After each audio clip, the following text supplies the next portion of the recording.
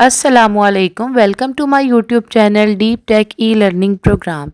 In today's session, we will discuss choose the correct options of page number 54, chapter number building a website, and this chapter is available in class 5 computer book keyboard book series by Oxford University Press. Identify the container element. आपने container element को identify करना है।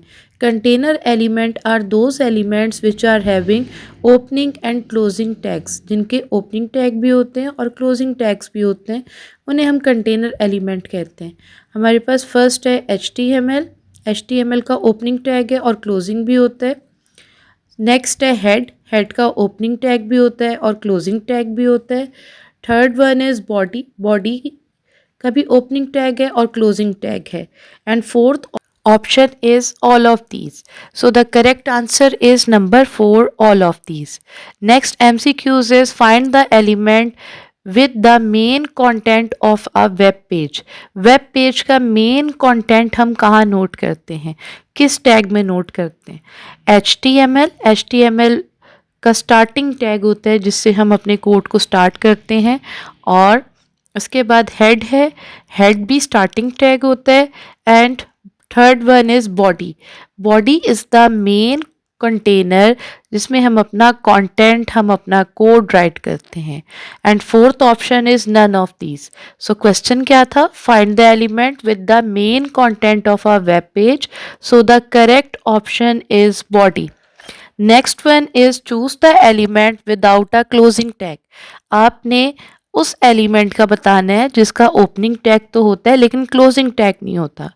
First option है body का opening tag है। Body is the main tag where we write the code, तो body का main tag होता है और बॉडी का ओपनिंग और क्लोजिंग दोनों टैग्स होते हैं।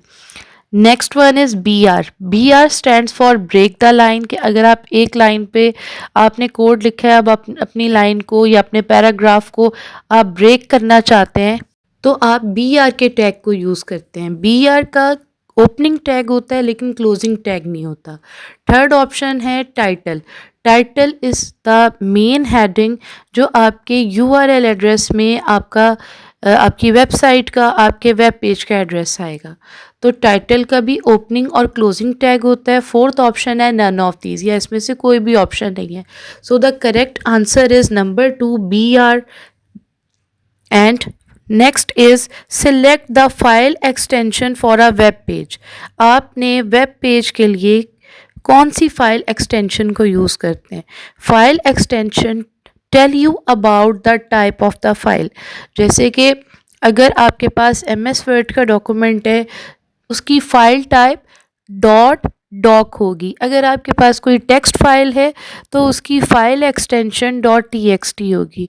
अगर आपके पास कोई पावर पॉइंट फाइल है तो उसकी एक्सटेंशन .ppt है। अगर आपके पास कोई पिक्चर है तो उसकी फाइल टाइप JPG, PNG। अगर आपके पास कोई पोर्टेबल डॉक्यूमेंट है जो ओनली रीडेबल है तो उसकी फ़ाइल टाइप .pdf होगी। इसी तरह से वेब पेज की या HTML फॉर्म की फ़ाइल टाइप .html होती है। यहाँ पे हमारे पास 4 ऑप्शन है, .html, .text, .png या none of these. So the correct answer is .html। Next one is pick the one that is not an internet browser.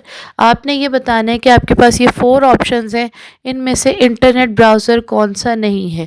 Internet browser is basically web browser which are use to browse, find and search paragraphs, text, images, videos or any article. So you have 4 option: Microsoft Edge, Microsoft Word, Google and none of these. Microsoft Edge भी हमारे पास internet browser है और Google भी। So the probable answer is Microsoft Word because Microsoft Word is used for typing document and making files and also used for letter writing. Next one is identify the feature to preview your Google site on different devices. आप जब Google site पे कोई project, कोई web development project start करते हैं, complete करते हैं, तो बिफोर पब्लिश हम एक बार उसका प्रीव्यू चेक करते हैं। Pre means before, view means we have to watch. हम एक बार चेक करते हैं कि प्रॉपरली फंक्शंस परफॉर्म हो रहे हैं, प्रॉपरली हमारी वेबसाइट वर्किंग कर रही है, प्रॉपरली हमारे बटन्स, हमारे फॉर्म्स फिल हो रहे हैं, बटन्स वर्किंग कर रहे हैं।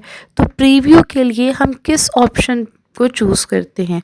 We have 4 option in this: the preview button, the themes button, themes button में हम थीम सिलेक्शन करते हैं, द पब्लिश ऑप्शन या हम पब्लिश कर देते हैं, द लेआउट मेन्यू या हम लेआउट को चेक करते हैं। So for preview your Google site we click on the preview button.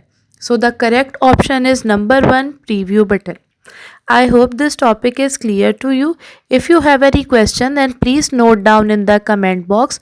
Inshallah, I will reply you soon. Till then, take care and Allah Hafiz.